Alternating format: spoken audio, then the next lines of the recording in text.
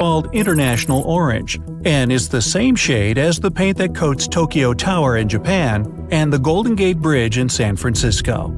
However, once astronauts are in space, they swap orange for snow-white evening wear. It's always evening in space. So, what gives with the different colors? Well, there are actually two main types of spacesuits. The first one is the Advanced Crew Escape Suit, also known as the Orange Suit, also known as the Pumpkin Suit. Trick or treat! Astronauts wear this full-pressure suit during liftoff. These spacesuits are crucial for those who are heading for super high altitudes. There, the pressure is so low that people can't survive without a special protective suit. Anyway, the orange suit is equipped with different stuff that can help an astronaut to survive if something goes wrong during the launch or the landing of the spaceship. For example, a usual pumpkin suit is stocked with flares, survival gear, medications, a radio, and a parachute. And a bunch of candy in case the costume kitties come to the house. Not really. Well, okay, I get it. Astronauts wouldn't live through the process of leaving Earth without the orange suit. But still, why this color? Well, the main reason for picking orange is that this hue is one of the most visible for search and rescue, including sea rescue. Makes sense. Alright, how about the white, bulky spacesuits? These are EVA, which stands for Extravehicular Activities suits. And their purpose is totally different from that of the orange suits. Astronauts wear EVA suits when they go on a spacewalk. Such an outfit can protect them from the unfriendly conditions of outer space, what with its extreme temperatures and near vacuum. Besides, the white suit can prevent small debris from hurting space travelers. You might have noticed that EVA suits are much bulkier than the orange ones. That's because they contain numerous layers of insulation and heavy protective fabric. On top of that, they contain breathable air, drinkable water, and temperature controls. Also, every time an astronaut goes on a spacewalk, they use a tether that ties them to the space station. However, in the case the tether tears, the EV suit has a backup system. This system includes small jet thrusters which can be controlled from the station with the help of a joystick. As for the color, the white hue reflects the heat of the sun better than the others. As a result, astronauts don't get too hot. What's more, the white color is best when it comes to spotting a tiny dot of an astronaut against the vast expanse of black space. One curious detail: while white spacesuits protect astronauts from getting too hot, they can't prevent them from getting too cold, and that's when the spaceman's gloves come into play. Yep, they have embedded heaters which keep astronauts' fingers cozy and functioning. And speaking of cool, how about some more cool facts about astronauts that will give you a sneak peek at their highly unusual lives? While sleeping, astronauts must have exceptionally good airflow around them. Otherwise, the carbon dioxide they exhale can form a bubble around their heads, and they'll become oxygen deprived. When one astronaut threw a boomerang inside the International Space Station, it returned to him. So just remember that as long as there's some air which provides the necessary forces, even weightlessness won't prevent you from having a bit of fun. Astronauts have to get rid of their clothes after each use. See for yourself. To bring a mere 1 pound of laundry to the International Space Station costs more than $10,000. So, it costs less to throw the clothing away when it gets dirty than to waste water on washing it.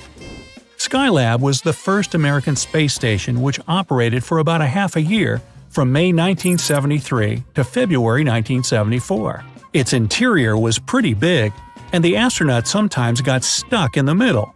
From there, they'd have to wait for the currents of air to blow them closer to a wall, or try to swim back through the air. Months after coming back from long missions in space, astronauts still tend to let go of things while they're still in midair. They've gotten so accustomed to everything floating, they get a shock when the objects simply crash to the floor. There was an astronaut who had been waiting for a whopping 19 years before he finally flew into space. The thing is that the mission he had been selected to go on got canceled. Then, he remained a backup for other astronauts. Only in 1985 did the persistent astronaut manage to fly on the space shuttle. All American astronauts have to learn Russian to be able to run the International Space Station using Russian language manuals, if there's no alternative. There's a specially trained person who smells every single thing that astronauts take with them into space. It's done to protect them from unpleasant or toxic odors. The thing is that you can't really air the room out in space if you don't like how it smells inside. That's why NASA is extremely careful about what kinds of odors are allowed to pass through. During space adaptation, 50 to 75% of astronauts have highly unpleasant syndromes, such as vertigo, headaches, nausea, and overall tiredness. Well, that doesn't sound like fun. Luckily, everything goes back to normal within 72 hours. When astronauts are in space, they often see random flashes of light, and it's not hallucinations. Cosmic rays that hit the optic nerve create this effect. You don't see similar flashes here on Earth because the magnetosphere doesn't let cosmic rays reach you. And that's a good thing. If an astronaut needs to scratch their nose while wearing the EVA suit, there's a patch of Velcro inside the helmet. I was always wondering about that. Before going into space, astronauts have underwater training which is supposed to simulate zero gravity. But in fact, it has nothing in common with being in outer space. So the main purpose of the underwater training is to see how future astronauts can deal with extreme environments. If you've always dreamed of growing a bit taller, you should probably go into space.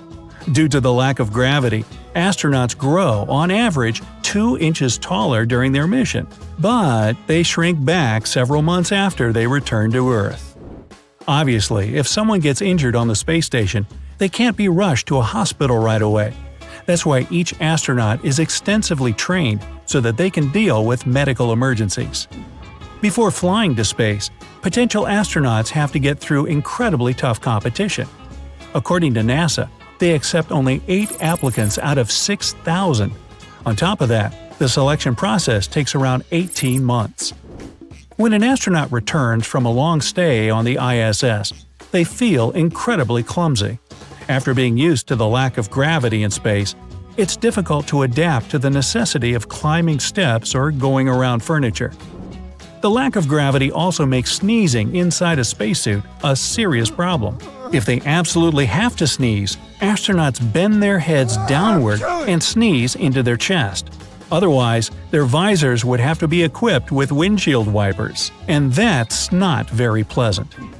Astronauts have been replacing bread with flour tortillas since the mid-80s. The thing is that crumbly foods are understandably not allowed on the space station because stray crumbs can damage the equipment. Tortillas, on the other hand, don't present such a risk. Besides, they instantly became very popular with the astronauts. They also fly very well in a weightless environment. If an astronaut cries in space, tears don't flow down their face. Instead, they gather into thick blobs of liquid around their eyes because the water surface tension holds tears together. Surprisingly, when coming back after a mission away from the Earth, astronauts still have to pass through customs. For example, when Apollo 11 returned from the Moon, the spacemen had to declare the moon dust, moon rocks, and other samples they'd collected on their trip to a foreign land. I mean, really far away. Astronauts who forget to attach themselves to something when they sleep can easily float away and bump into a hard surface. That's why they usually rest in sleeping bags in a small crew cabin. To shower without gravity isn't an easy feat. Thus, astronauts take a shower in an enclosed cylinder which keeps the water from floating away. They use a no-rinse shampoo, spray themselves with water to rinse off the soap, and finally use a vacuum hose which sucks up all the water from their bodies. The ISS orbits our planet at a very high speed. I mean, it only takes 92 minutes to make a full circle. That's why astronauts see a sunrise and a sunset every 45 minutes, which totals 15 to 16 sunsets and sunrises each day. And if you want to see the space station fly over your house during the morning or evening hours, check out spotthestation.nasa.gov. Type in your town, and they'll send you a heads up with the exact time